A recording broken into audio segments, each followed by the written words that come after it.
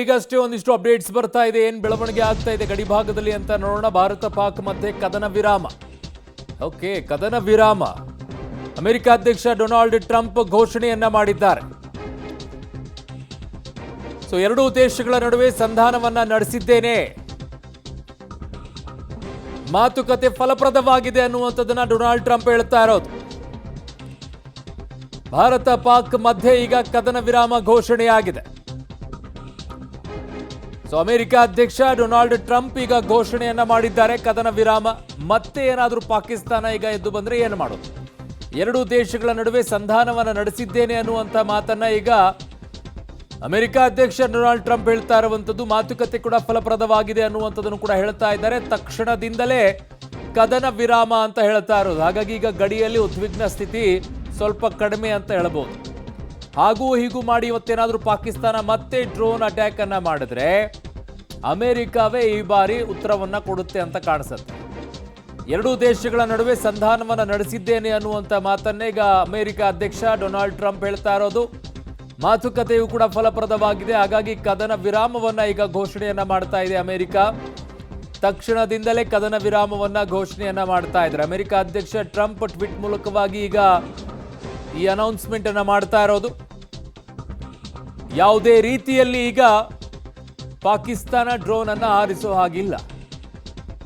ಸಂಧಾನ ನಡೆಸಿದ್ದೇನೆ, ಸಂಧಾನವೂ ಕೂಡ ಫಲಪ್ರದವಾಗಿದೆ, ಮಾತುಕತೆ ಫಲಪ್ರದವಾಗಿದೆ ಅನ್ನುವಂಥದ್ದನ್ನ ಡೊನಾಲ್ಡ್ ಟ್ರಂಪ್ ಹೇಳ್ತಾ ಇರೋದು. ಭಾರತ ಇದನ್ನ ಬಯಸಿರ್ಲೇ ಇಲ್ಲ. ಭಾರತ ಬಯಸ್ತಾ ಇರೋದು ಒಂದೇ, ಉಗ್ರರನ್ನ ಕೊಡಬೇಕಾಗಿತ್ತು, ಉಗ್ರರಿಗೆ ಹೊಡೆದಿದ್ದೀವಿ ಅಂತ ಹೇಳಿ.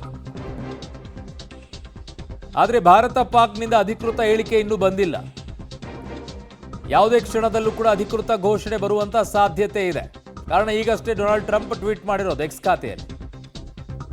ನನ್ನ ಸಹೋದ್ಯೋಗಿ ರವೀಶ್ ನನ್ನ ಸಂಪರ್ಕಕ್ಕೆ ಸಿಗ್ತಾ ಇದ್ರೆ. ರವೀಶ್, ಈಗ ಫೈನಲಿ ಅಮೆರಿಕ ಅಧ್ಯಕ್ಷ ಡೊನಾಲ್ಡ್ ಟ್ರಂಪ್ ಏನೋ ಎಕ್ಸ್ ಖಾತೆಯಲ್ಲಿ ಹಾಕೊಂಡು ಹೇಳಿದ್ದಾರೆ. ಬಟ್ ಭಾರತ ಮತ್ತು ಪಾಕಿಸ್ತಾನ ಈ ವಿಚಾರದಲ್ಲಿ ಅಧಿಕೃತವಾಗಿ ಹೇಳಬೇಕಲ್ವಾ? ಅವಾಗ್ಲೇನೆ ಅಧಿಕೃತ ಅಂತ ಹೇಳ್ಕೊಳ್ಳೋಕೆ ಸಾಧ್ಯ ಆಗುತ್ತೆ. ಅರುಣ್, ಖಂಡಿತವಾಗಿ ಕೂಡ ಮಧ್ಯಸ್ಥಿಕೆ ವಹಿಸಿದಂಥ ಸಂದರ್ಭದಲ್ಲಿ ಅಮೆರಿಕದ ಜೊತೆ ಒಂದು ಭಾರತ ಮತ್ತು ಪಾಕಿಸ್ತಾನ ಮಾಡಿರ್ತಕ್ಕಂಥ ಮಾತುಕತೆ ವಿವರಗಳನ್ನು ಹಂಚಿಕೊಂಡಿರ್ತಕ್ಕಂಥದ್ದು. ಹಾಗಾಗಿ ಟ್ರಂಪ್ ಅವರೇ ಈ ಒಂದು ಮಧ್ಯಸ್ಥಿಕೆ ವಿಚಾರವನ್ನು ಘೋಷಣೆ ಮಾಡಿದರೆ ಅಧಿಕೃತವಾಗಿ ತಮ್ಮ ಟ್ವಿಟರ್ ಖಾತೆಯಲ್ಲೂ ಕೂಡ ಹಾಕಿಕೊಂಡಿರ್ತಕ್ಕಂಥದ್ದು. ಅಂದರೆ ಸುದೀರ್ಘವಾಗಿ ಆ ಒಂದು ರಾತ್ರಿ ನಡೆದಂಥ ಮಾತುಕತೆಯ ಸಂದರ್ಭದಲ್ಲಿ ಭಾರತ ಮತ್ತು ಪಾಕಿಸ್ತಾನ ಕದನ ವಿರಾಮಕ್ಕೆ ಒಪ್ಕೊಂಡಿದ್ದಾರೆ. ಹಾಗಾಗಿ ಅವರ ಒಂದು ಈ ಒಂದು ಕಾಮನ್ ಸೆನ್ಸ್ ಮತ್ತು ಇದಕ್ಕೆ ಆ ಅರಿವಿಗೆ ಎಲ್ಲೋ ಒಂದು ಕಡೆ ನಾನು ಧನ್ಯವಾದಗಳನ್ನು ಸಲ್ಲಿಸ್ತೇನೆ ಅನ್ನೋ ಮಾತುಗಳನ್ನು ಕೂಡ ಟ್ರಂಪ್ ಅವರು ಹೇಳಿರ್ತಕ್ಕಂಥದ್ದು. ಹಾಗಾಗಿ ಅಧಿಕೃತವಾಗಿ ಕೇಂದ್ರ ಸರ್ಕಾರ ಇನ್ನೇನು ಕೆಲವೇ ಕ್ಷಣಗಳಲ್ಲಿ ಸುಮಾರು 6:30 ಅಧಿಕೃತವಾಗಿ ಕದನ ವಿರಾಮ ಘೋಷಣೆ ಮಾಡುವಂತಹ ಸಾಧ್ಯತೆ ಇದೆ. ಆ ಕಡೆಯಿಂದ ಪಾಕಿಸ್ತಾನವೂ ಕೂಡ ಕದನ ವಿರಾಮವನ್ನು ಘೋಷಣೆ ಮಾಡುತ್ತೆ. ಯಾಕೆಂದ್ರೆ ಇದನ್ನ ಈ ಒಂದು ಮಧ್ಯಸ್ಥಿಕೆಯ ಸಂದರ್ಭದಲ್ಲಿ ಒತ್ತಿ ಹೇಳಿದ್ದಾರೆ ಅಂತ ಕೂಡ ಅಮೆರಿಕ ಈಗಾಗಲೇ ಸ್ಪಷ್ಟಪಡಿಸಿರ್ತಕ್ಕಂಥದ್ದು. ಹಾಗಾಗಿ ಟ್ರಂಪ್ ಅವರೇ ಅಧಿಕೃತವಾಗಿ ಈ ಒಂದು ಹೇಳಿಕೆಯನ್ನು ಮತ್ತು ಟ್ವೀಟ್ ಅನ್ನು ಮಾಡಿರ್ತಕ್ಕಂಥ ಹಿನ್ನೆಲೆಯಲ್ಲಿ ಬಹುತೇಕ ಇವತ್ತು ಆ ಅಧಿಕೃತ ಹೇಳಿಕೆಗಳನ್ನು ಎರಡು ದೇಶಗಳು ಕೂಡ ಒಂದು ರೀತಿಯಲ್ಲಿ ರಿಲೀಸ್ ಮಾಡ್ತಾರೆ. ಅಂದ್ರೆ ಆ ಸುದ್ದಿಗೋಷ್ಠಿಯನ್ನು ನಡೆಸೋದ್ರ ಮೂಲಕ ಒಟ್ಟಾರೆಯಾಗಿ ಭಾರತದ್ದು ಕೂಡ ಎಲ್ಲೋ ಒಂದ್ ಕಡೆ ವಾರ್ ಮಾಡಲೇಬೇಕು, ಎಲ್ಲೋ ಒಂದ್ ಕಡೆ ಹಾನಿಯನ್ನ ಮಾಡಬೇಕು ಅಂತ ಏನಿರಲಿಲ್ಲ. ಆದರೆ ಉಗ್ರ ಚಟುವಟಿಕೆಗಳನ್ನ ಬಂದ್ ಮಾಡಬೇಕು, ಉಗ್ರವಾದಕ್ಕೆ ನಾವು ಕಠಿಣ ಒಂದು ತಕ್ಕ ಶಿಕ್ಷೆಯನ್ನು ಮಾಡ್ತೇವೆ ಅಂತ ಕೂಡ ಭಾರತ ಹೇಳ್ತಾ ಬಂದಿತ್ತು. ಆದರೆ ಇದನ್ನ ಪ್ರತಿಷ್ಠೆಯಾಗಿ ತೆಗೆದುಕೊಂಡು ಉಗ್ರರಿಗೆ ಬೆಂಬಲವನ್ನು ಸೂಚನೆ ಕೊಡೋದ್ರ ಜೊತೆಗೆ ಅವರ ಅಂತ್ಯಕ್ರಿಯೆಯಲ್ಲೂ ಕೂಡ ಭಾಗವಹಿಸಿದಂಥದ್ದು ಪಾಕಿಸ್ತಾನ. ಆ ಕಾರಣಗಳಿಗೋಸ್ಕರವಾಗಿ ಭಾರತದ ಉಗ್ರ ಟಾರ್ಗೆಟ್ ಅನ್ನ ಎಲ್ಲೋ ಒಂದ್ ಕಡೆ ಅವರು ನಾಗರಿಕರ ಟಾರ್ಗೆಟ್ ಮಾಡಿದಂತಹ ಸಂದರ್ಭದಲ್ಲಿ ಬೇರೆ ಬೇರೆ ರೀತಿಯ ಅನಾಹುತಗಳು ಕೂಡ ಆಗಿತ್ತು.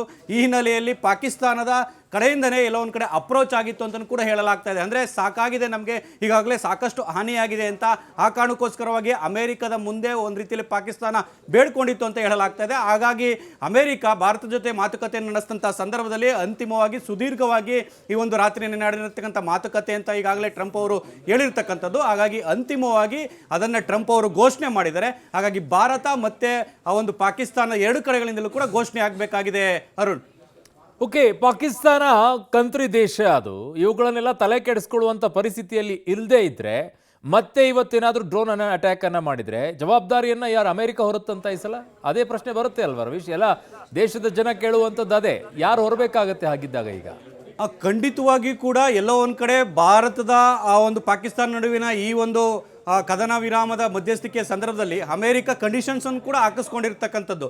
ಯಾಕೆಂದ್ರೆ ಒಂದು ವೇಳೆ ಏನಾದರೂ ಈ ಒಂದು ಕದನ ವಿರಾಮವನ್ನು ಉಲ್ಲಂಘನೆ ಮಾಡೋದಾದ್ರೆ, ಜೊತೆಗೆ ಇಲ್ಲಿ ಹಾಕಿರ್ತಕ್ಕಂಥ ಷರತ್ತು ಯಾವುದೇ ಕಾರಣಕ್ಕೂ ಕೂಡ ಉಗ್ರ ಚಟುವಟಿಕೆಯ ಸಂದರ್ಭದಲ್ಲಿ ಭಾರತ ತನ್ನ ಏನು ನಿಲುವೇನಿದೆ ಅದನ್ನು ಪ್ರದರ್ಶನ ಮಾಡುತ್ತೆ, ಅದಕ್ಕೆ ಯಾವುದೇ ರೀತಿ ಅಡ್ಡಿ ಆಗಬಾರ್ದು ಅನ್ನೋ ಕಂಡೀಷನ್ಸ್ ಕೂಡ ಹಾಕಿರ್ತಾರೆ. ಹಾಗಾಗಿ ಇಲ್ಲಿ ಅಮೆರಿಕದ ಒಂದು ಪಾತ್ರವೂ ಕೂಡ ಸಾಕಷ್ಟು ಮಹತ್ವದ್ದಾಗಿರುತ್ತೆ. ಹಾಗಾಗಿ ನಿನ್ನೆ ನಡೆದಂತಹ ಒಂದು ಸಭೆಯಲ್ಲೂ ಕೂಡ IMF ಸಭೆಯಲ್ಲೂ ಕೂಡ ಆ ಒಂದು ಫಂಡ್ ಅನ್ನು ಕೊಡಬೇಕಾದ್ರೂ ಕೂಡ ಈ ಒಂದು ಎಲ್ಲಾ ವಿಚಾರಗಳನ್ನು ಗಣನೆಗೆ ತೆಗೆದುಕೊಂಡೇ ಆ ಫಂಡ್ ಅನ್ನು ಕೂಡ ಒಂದು ರೀತಿಯಲ್ಲಿ ಪಾಕಿಸ್ತಾನಕ್ಕೆ ಕೊಡುವಂಥದ್ದು ಕೂಡ ಆಗಿರ್ತಕ್ಕಂಥದ್ದು. ಹಾಗಾಗಿ ಈ ಒಂದು ಮಧ್ಯಸ್ಥಿಕೆಯ ಸಂದರ್ಭದಲ್ಲಿ ಅಮೆರಿಕ ಆ ಒಂದು ವಹಿಸಿರ್ತಕ್ಕಂಥ ಪಾತ್ರ ಬಹಳ ದೊಡ್ಡದಾಗಿದೆ, ಅವರ ಜವಾಬ್ದಾರಿಯೂ ಕೂಡ ಇರುತ್ತೆ. ಹಾಗಾಗಿ ಮುಂದೆ ಪಾಕಿಸ್ತಾನ ಹೇಗೆ ನಡೆದುಕೊಳ್ಳುತ್ತೆ ಕಾದು ನೋಡಬೇಕು ಅರುಣ್.